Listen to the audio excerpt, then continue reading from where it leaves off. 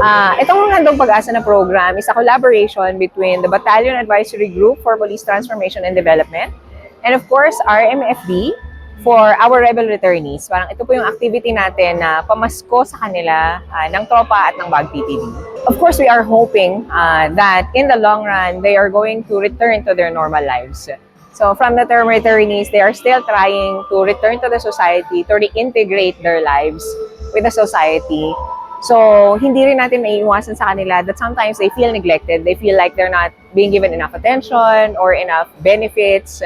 And syempre, yung sabi nga po nila, the government cannot do it alone. The police cannot do it alone. The community cannot do it alone. So we have to collaborate all together to give them what they need.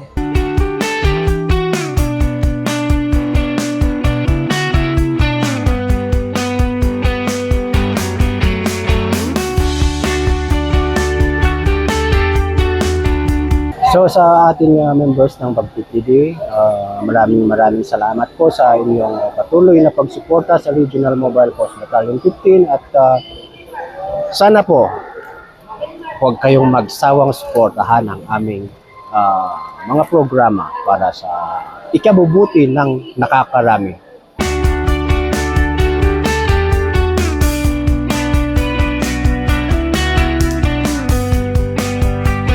Dakal nga pasalamat kung tulong para kanyami di kastoy nga inted iti RMF 15 kundi ito'y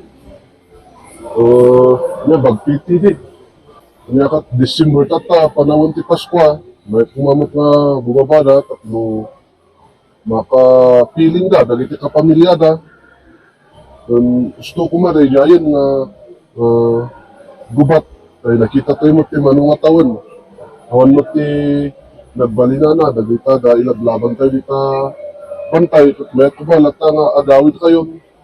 Ada kayo mo ti ada dagiti nakasagana nga tumulong. Ada tayo.